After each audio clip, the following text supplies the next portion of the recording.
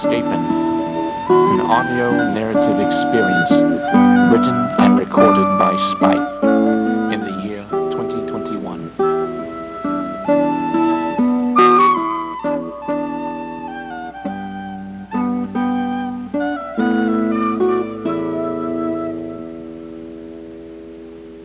Chapter 1. Creature of Manifestation. You are in your cell, imprisoned for a prophecy that was discovered, revealing you to bring about the overthrowing of the king. Out of fear, you were sentenced to live the remainder of your life in the dungeons. Late one moonless night, in the corner of your cell, a small mass starts to form. The mass develops eyes and other misshapen human features, while still remaining mostly amalgamate. Taken aback as the creature stares at you, a tendril reaches out from the mass and navigates its way to the keyhole of the cell door in order to unlock it. As the creature unlocks the cell door, another tendril caresses your ankle, and you start to feel absorbed by some energy. Your body feels light, and your knees give way, and while your body collapses to the floor of the cell, you witness something entirely in your head. You see flashes of the throne room, flashes of strangers and many places untouched by human hands for ages. The flashes begin to fade, and you sink back into your body. The creature starts to dissolve away, still staring at you as it disappears. You get a heavy feeling in your gut. Perhaps the prophecy was true, and this creature has set the wheels of destiny into motion. Chapter 2. Enter the Scapen. As you push the dungeon door open, sunlight floods your field of vision. It must have been years since you were hastily imprisoned, and for that hasty imprisonment you are very upset. You feel that you were wrongly imprisoned for a prophecy that no evidence can be provided for. No proof that you are the Scapen.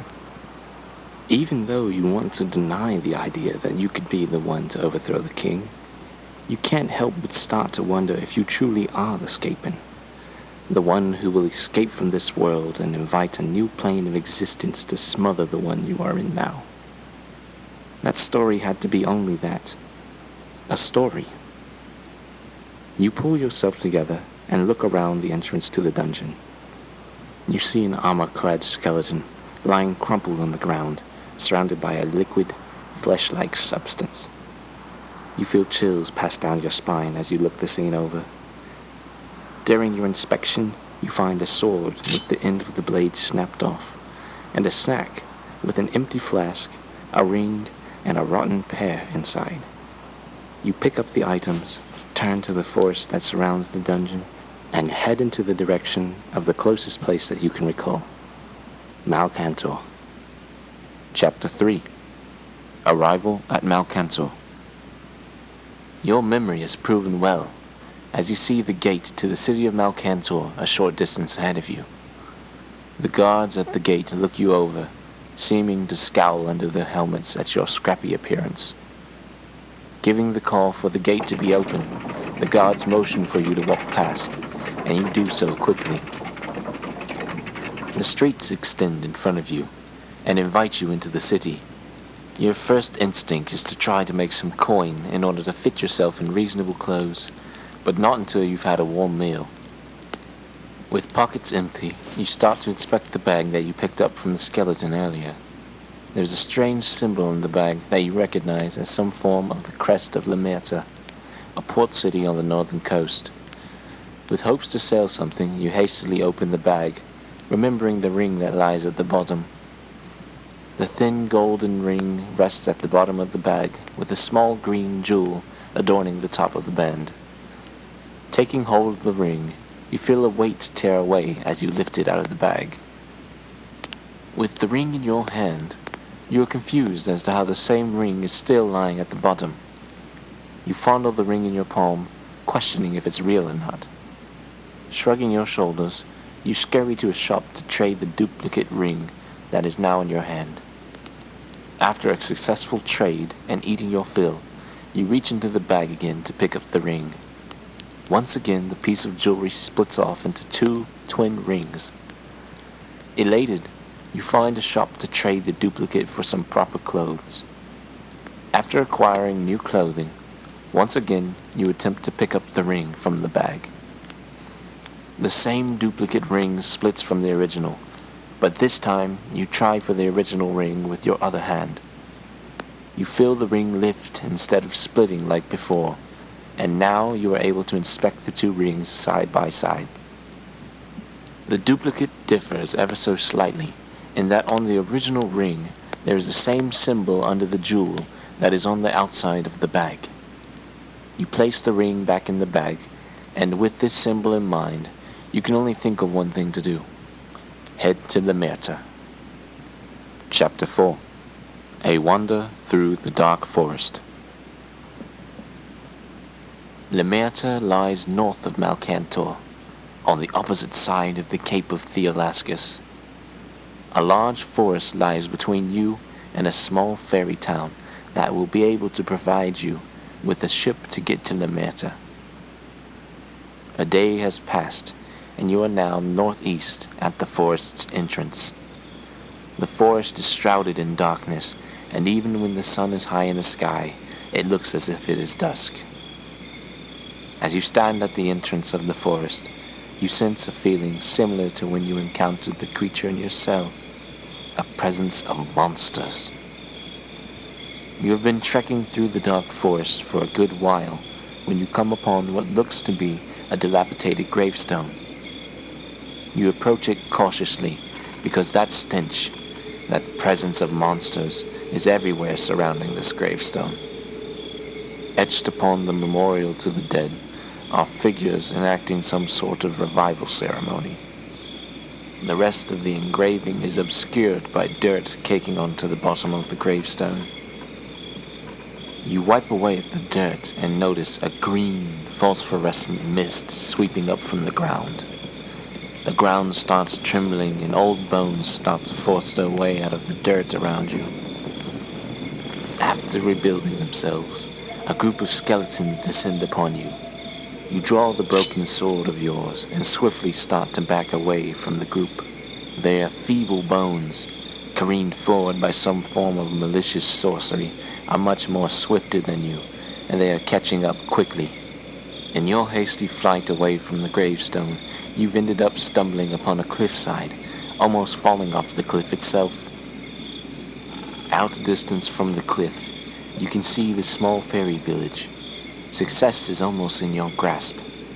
But alas, you hear the creaking, snapping sounds of the skeletal posse behind you and start to panic. Chapter 5. Gust. The skeletons are closing in on you as you stand at the edge of a cliff. You ready yourself so you won't be blindsided by the attack of the skeletons.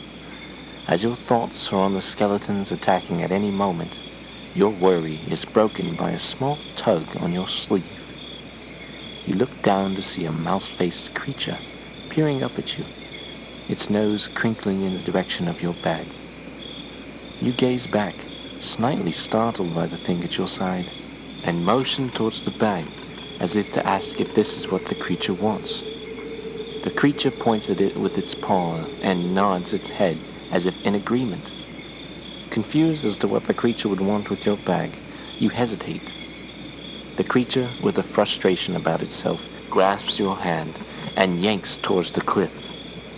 You yell a yell of desperation, thinking that you are going to be plummeting to your death, all because of a mouse-faced creature wanting the contents of your bag. Your yell is cut short once you feel the tight grasp of the creature still clinging to your arm. Surprised by the strength harbored in this little beast, you realize that the creature is pulling you towards a hole in the cliffside. You start to clamber towards the hole, and with the help of the mouse-faced creature, you make it to safety. As you try to recover your breath, the creature stares at you earnestly. Still confused as to what it might want, you open your bag to determine what it's so interested in. You see the ring, the flask, and the rotten pear. The rotten pear, you think? realizing that the pear must be what has its interest. You reach into the bag to retrieve the pear, and as you grasp the rotten pear, the strangely familiar sensation of the duplication of an object is found in your hand. When you withdraw the pear from the bag, you see that it is now a fresh pear once again. The mouse-faced creature rejoices with a foray of squeaks and chatters as you hand over the pear. You are astonished as to what has just happened, for you had assumed that the ring was the duplicator, but that assumption was shattered in realizing that it must be the bag that is the cause of this duplication. You situate yourself as the creature feasts on the juicy pear. You look out of the hole's entrance and point towards the town in the distance, looking at the creature as you point. The creature looks out at the town, then crinkles its nose at your bag, as if searching for the sweet scent of the pear which brought its attention in the first place. After it satisfies its inspection, it nods its head and crawls deeper into the hole, motioning for you to follow. You start to follow this little creature, who you've only communicated with through gestures. Sure that it cannot understand your speech, you decide to call it Samuel. Chapter 6. Seagull's Call. After a long crawl through the tunnels that Samuel is so accustomed to, you finally reach a hole that leads to the bottom of the cliff. You turn and nod to the mouse-faced Samuel, as if to say goodbye, but the creature walks right out of the hole alongside you. Not quite sure as what to do, you reach into your bag and pull out another pear to give to Samuel. The creature squeaks in delight and chows down on the pear merrily as the two of you walk along towards the fairy town at the Cape of Theolascus. As you near the town, you hear the squalling of gulls in the sky above, singing songs of praise for the smell of sea salt in the air. Once you arrive at the town, you meander around the streets for a little bit, with Samuel beside you, looking for a ship that can take you to Lamerta. You reach into your bag and begin to duplicate the ring. 1, 2, 3 duplicate rings are created before you are able to grasp the authentic ring. It seems that whatever magic is affecting the bag allows for 3 duplications of an item per day. You look down at the creature beside you and decide that it would be of best interest to keep the creature concealed. You enter a store and trade a ring for a knapsack large enough to carry Samuel in it, for the creature is only tall enough for its head to touch your knee. You pull out the last duplicate pear and motion towards the bag, which the creature enters happily in exchange for the pear. At the pier, you notice a ship being prepared for voyage.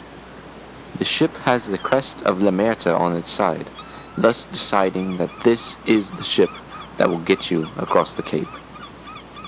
You approach the man cataloging the cargo being loaded onto the ship and ask if there is any way that you could board the ship, for you are in desperate need of traveling to Lamerta. The man looks at you with a judgmental smirk. Thinking quickly, you retrieve the 2 duplicate rings from your pocket. You start to spin a tale of how these 2 rings are made exactly alike, even down to the littlest blemishes, thus meaning that these rings had to be created by an elder race, perhaps even elven hands. The man's interest has been piqued, and he hesitates a bit before permitting you passage to board the ship. You give the man the rings and retreat onto the ship, listening to the sound of the gulls as you wait to disembark. Chapter 7. Sun-Kissed Lamerta. 2 days are spent on the ship as you ponder what you will find in Lamerta. What is the purpose of the crest on the bag and the ring? This and other questions flood your mind. The ship docks early on the morning of the 3rd day. The sunlight is bright as you climb the steps from below the deck. The port city of Lamerta is more beautiful than you remembered. You take the knapsack off your back to check on Samuel. The creature looks back at you and gives a sniff of curiosity. Lamerta is built on a hill, with houses by the port built just above sea level, and the rest of the city built on an incline. As you scan the city, you see a tall building in the distance, displaying the same crest from your bag and ring. Recognizing it to be a temple, you decide that the temple is where you should head in an attempt to learn more about the items in your possession. As you make your way through the bustling streets, you enjoy the sights and smells of the city. There are plenty of food shops and street vendors waving their merchandise around. Samuel pokes its head out of the bag to take in the atmosphere alongside you. You reach into the magic bag and pull out a pear to give to Samuel, thinking the creature might be hungry. Samuel takes the pear and delightfully munches on it as it watches the scenery pass by. Now at the base of the large temple looming over you, you climb up the stairs to the massive entrance marked by 2 doors bearing the crest. You see 2 people dressed in robes, the crest adorning what they wear. They stand by the doors and greet those who come and go. You take note that they also carry weapons, each sporting a scabbard holstered on their back. The massive doors are taller than 5 men high, and look as though if they would be impossible to open. As soon as you approach the doors, however, the crest glows a green color, and the door begins to open slowly. The inside of the temple is lit by massive stained glass windows on each side. Large statues of prominent figures are stationed adjacent from each other in rows, and at the center of the building is the most important figure, Lemerta, who is credited as Master of the Seas and the one to have founded this port city. While walking to the statue of Lemerta, you wonder why no one has been on the lookout for you. The alleged Scapen, the one to overthrow the king. This question has been on your mind ever since you left Malcantor without an issue. As you are considering this, 2 people dressed in armor decorated with the crest approach you and command you not to move. The irony, you think, as they walk you over to a man in a much more regal-looking cloak. Without looking at you, the man states that they knew you would arrive here. It was all in the prophecy. You groan at the word prophecy, thinking it a very distasteful word. The guard behind you seems uncomfortable, almost as if he is anticipating something. The man you assume to be the high priest asks you how you escaped. As far as the king's wizards and priests knew, you were not someone who could use the ancient art of Sylvir, the universal magic that courses through this world. And they are correct. You are not someone who can use Sylvir. Magics are not something you are accustomed to. As the priest continues to detail what is to happen to you, you notice a pale, bubbling spot behind the priest. The bubbling turns into a formless liquid, and then into a blobbish creature. You motion your head down towards the mass that is forming, and interrupt the priest, announcing that this thing is what sets you free from your cell. The priest turns to observe what you are speaking of, just in time to see the creature reach out 2 tendrils, one grasping onto the priest's leg, and one wrapping around the guard next to the priest. The priest's face contorts into an expression of shock and pain as he struggles to speak. He opens his mouth, and the voice that manages to croak from his throat is not of his own. "Come," he orders, and the creature motions to a set of stairs leading down to a door below the statue of Lemerta. Then the creature, along with the priest and the guard it had grasped, slowly dissipate, leaving only bones, clothes, and the same liquid substance you found at the entrance of the dungeon you were imprisoned in. The guard holding your arms loosens his grip and extends his hand in greeting. He says that his name is Ylmir, and that he has been expecting you. You now realize for the first time that there are those who have been looking forward to the overthrowing of the king, and this person is one of them. Ylmir searches the priest's robes, and returns with a key. He then heads to the door below the statue of Lemerta, motioning for you to come with him. With anxiety boiling in your stomach and thoughts of the Scapen's prophecy in your head, you reluctantly follow. Ylmir inserts the key twists it, and opens the door slowly. Chapter 8. At the Maw of Dampened Spaces. You feel Samuel stirring restlessly in the knapsack on your back as you get to the bottom of the stairs beneath the statue. Ylmir fidgets with his ear with one hand, as his other hand grasps the door handle. "Let us go and see what awaits us," he says as he forces the door open. Inside is another stairwell leading even further down. The torches on the wall are all extinguished except for the one closest to the door. Along the wall are little fleshy, blob-like creatures made up of eyes and human features. The creature from your cell has more of itself, and they congeal and coat the walls, staring at you as you peer down the stairwell.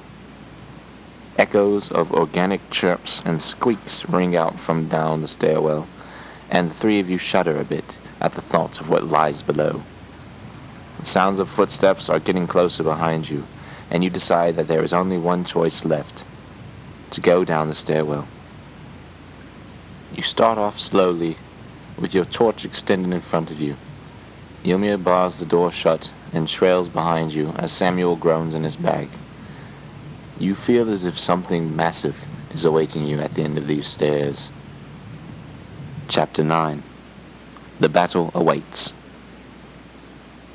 After a long journey to the bottom of the stairwell coated with creatures, you make it to the end. It leads to a hall that opens to a dilapidated room with many openings, all blocked off by the ruins of their arches.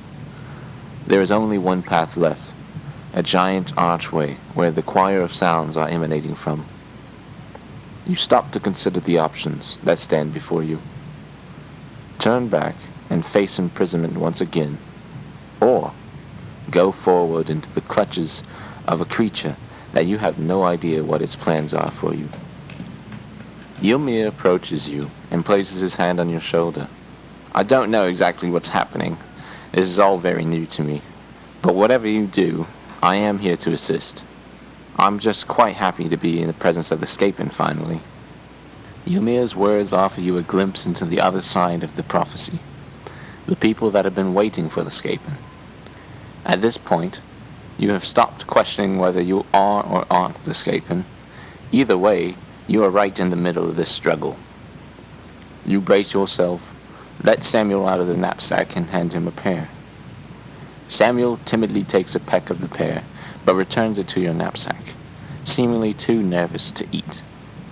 With your sword drawn, you, Samuel, and Ylmir head towards the heart of the dungeon.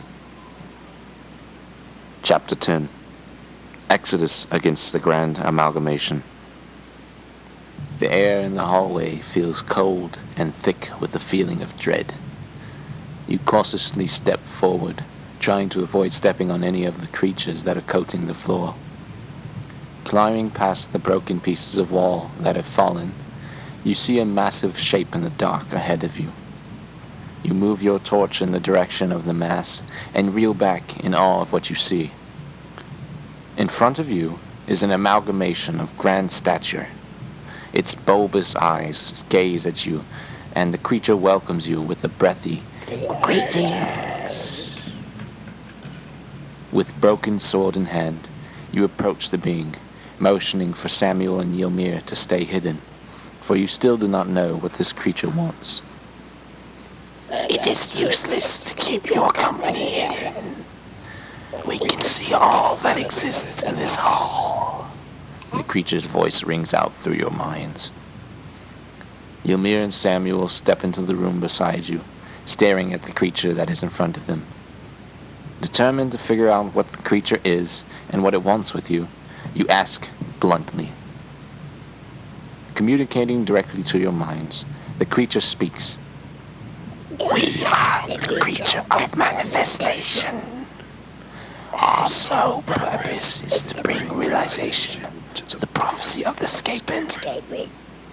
The creature's voice is made up of many, some louder and some more quiet. "We only ask that you do one thing.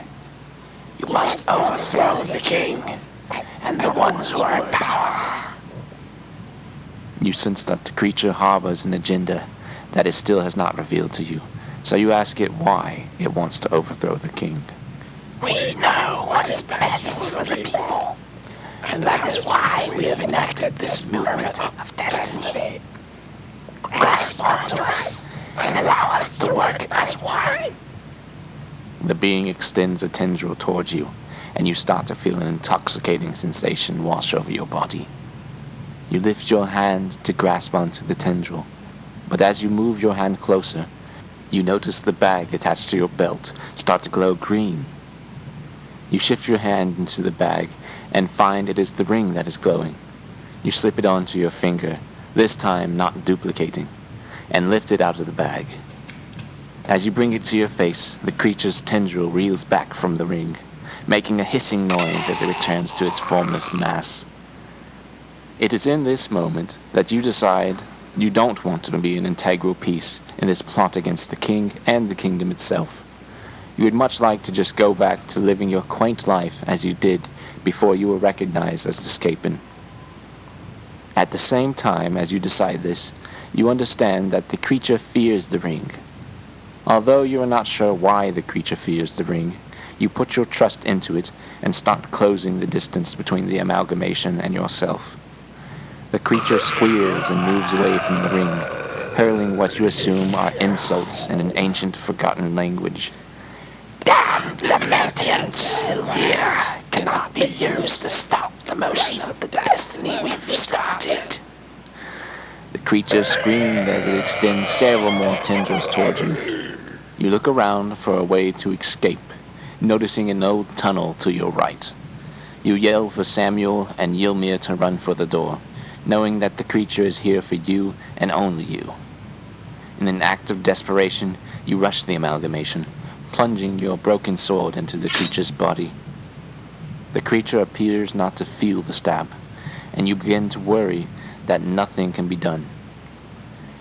Bringing up your other hand to withdraw the sword from the creature, you notice that when the ring gets close to the sword, it starts resonating. Praying that it will give you an advantage against the being, you grasp the sword with both hands and force the sword even deeper. The sword starts glowing with a green brilliance, and the resonation starts to vibrate the creature's body. In the sound of 1,000 voices, the amalgamation releases a sound more terrible than anything you've ever heard. It starts swelling and becoming very taut, to the point that its body cannot hold form anymore, and explodes. Launched back by the explosion, you lift yourself off the ground where you landed and look for the exit. You see Ylmir's face peering at you from the tunnel, stunned by what had just happened. Quickly you dash to join Ylmir and Samuel in your escape away from the creature, before it has time to recuperate. Chapter 11. Galvanization of the Fledgling. Running down the tunnel away from the grand amalgamation, you get to a point which you feel is far enough for you have all to escape. You stop to catch your breath, and so do Ylmir and Samuel. Ylmir bends over with his hands on his knees, taking deep breaths, and Samuel collapses onto the floor. I am still not quite sure as to what happened back there, Ylmir pants. Samuel comes to you, requesting to climb into your knapsack. All I know is that I am happy to have survived to live another day, and in the presence of the Scapen, no less. There it was, that cursed moniker which you were given, the Scapen. It would seem that you truly are the Scapen, the one destined to bring about the end of an era and usher in a new one. What exactly this entails, you are not interested to find out, for you have decided that you will have a say in the matter. You will change whatever movement of destiny that creature claims to have started, because you are the Scapen. You help Samuel into your knapsack and turn to ask Ylmir what he plans to do now. Will he come with you, or will he escape away from the mess that follows you?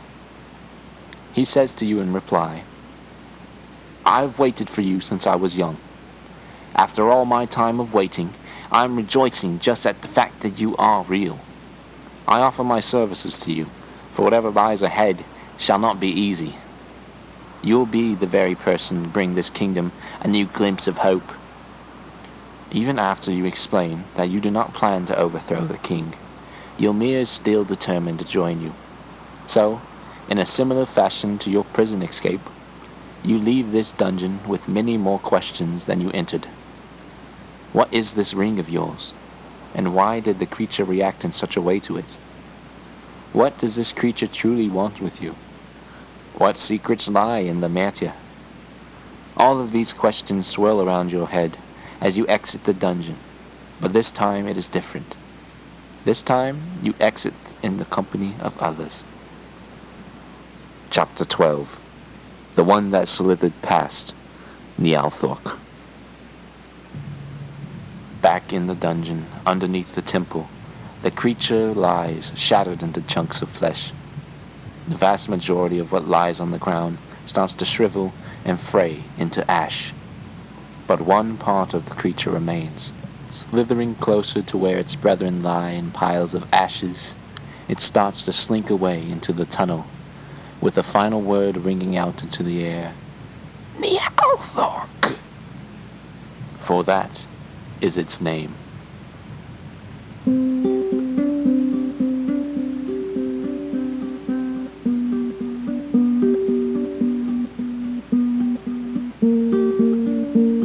This has been The Scapen, an audio narrative experience written and recorded by Spife in the year 2021.